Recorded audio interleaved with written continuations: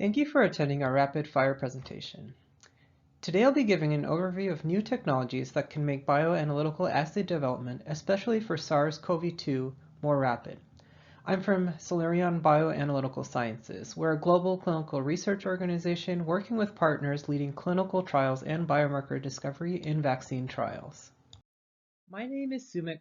I lead biomarker development for clinical trials at Celerion for patient enrollment, safety, and innovator efficacy. Bioanalytical assays are an important part of trials for treatment and vaccines of SARS-CoV-2. Assays and biomarkers are needed for COVID-19 trials for the purposes of patient stratification and enrollment, determining pharmacokinetics, characterizing mechanisms of action, and measuring therapeutic effect. Human sample assays to detect biomarkers, antibodies, and therapeutic responses in patients, and in vitro assays showing neutralization of the virus are needed. Importantly, the components of the assay must be tailored to the use of the assay. This includes immunoassays for detection of antibodies against SARS-CoV-2. But there are some challenges for these assays, including the length of time needed to develop antibodies for diagnostic assays in animals, using assays with human samples instead of in vitro assays. In addition, many assays require BSL-3 environments. So today, I'll briefly describe our experience with 3 ideas and technologies I think can help make assay development more rapid. This includes using recombinant antibody libraries for antibody generation, the use of more in vitro assays such as cell models and flow cytometry, and using biomarkers as endpoints in vaccine trials. So first, recombinant antibodies. Assays supporting SARS-CoV-2 vaccine, therapeutic, and diagnostic test development must be robust, customizable, and produced on a large scale. They need to be designed and validated rapidly, yet without compromising quality. One current challenge is the availability of antibodies needed to detect the virus in assays. Generation of an antibody reagents in animals for serology assays usually takes 4 to 9 months. On the other hand, recombinant antibody library generation can produce large quantities of customized antibodies in E. coli or cell lines in approximately 2 months. While these technologies are used currently, they should become more commonplace for future assay development. And shown here are 2 recombinant antibody platforms from Samu Bioscience and BioRed that we have used in our laboratories. While there are many variations and options, some shown here, they essentially can produce antibodies quickly with the desired antigen variations in as short as 2 months. So this can be used to detect different regions of the coronavirus particle, for creation of positive control antibodies for bioanalytical assays, or even therapeutic antibodies. So now the second topic, in vitro assays. I'd like to present an interesting case study for an interesting in vitro assay. There are many types of in vitro assays that can be used for SARS-CoV-2, including ELISpot assays to characterize T and B cell cytokine responses, and neutralizing antibody assays. But this is one assay we are developing that uses in vitro samples for antibody-dependent enhancement, also known as ADE. ADE is where antiviral antibodies actually promote viral infection of target immune cells by exploiting the phagocytic and complement pathways. So when viruses and antibodies interact, they usually facilitate phagocytosis. Usually this phagocytosis is accompanied by virus degradation, but in the case of ADE, it can on the contrary cause viral replication with the subsequent death of immune cells. While this is a very new and complex phenomenon, essentially ADE is an abnormal response that enhances the viral entry and worsens the disease. ADE has been reported for several viruses such as dengue virus, Zika virus, and importantly for today, coronaviruses. Whether SARS-CoV-2 induces ADE is still under investigation, but animal studies suggest that coronavirus vaccines may also trigger ADE. In fact, previous vaccines trials for viruses have been canceled or approved only in patients with the virus previously because of ADE.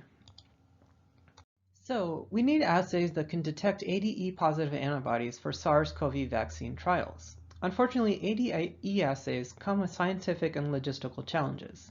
Typically, ADE is measured by plaque-forming units in viro cells or antibody staining of infected cells requiring a BSL-3 lab.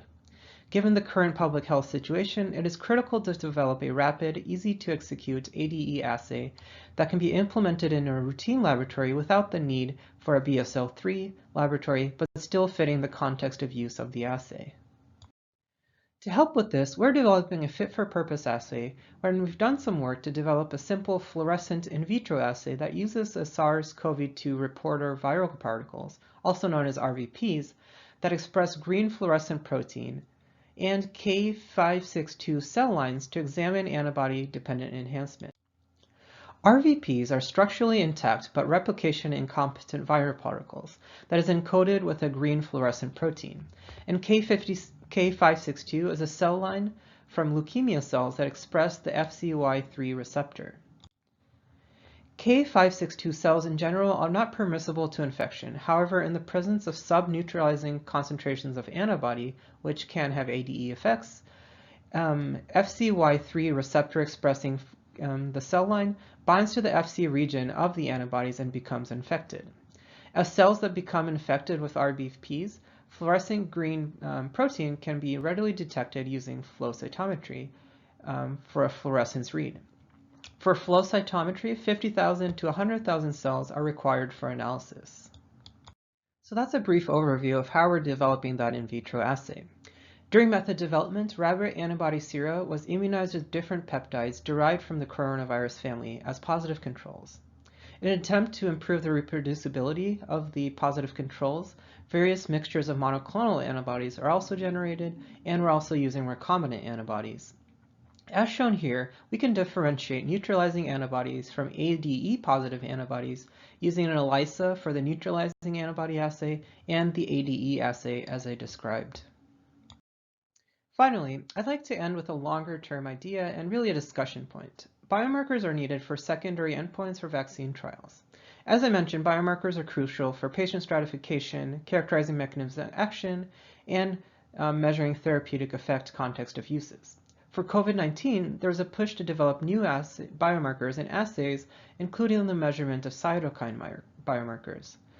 There are other assays I didn't discuss today, such as furin cleavage. For example, many viruses use endogenous proteases, or furin, to cleave the surface glycoproteins for entry into a cell. Vaccines or therapeutic antibodies could block this interaction.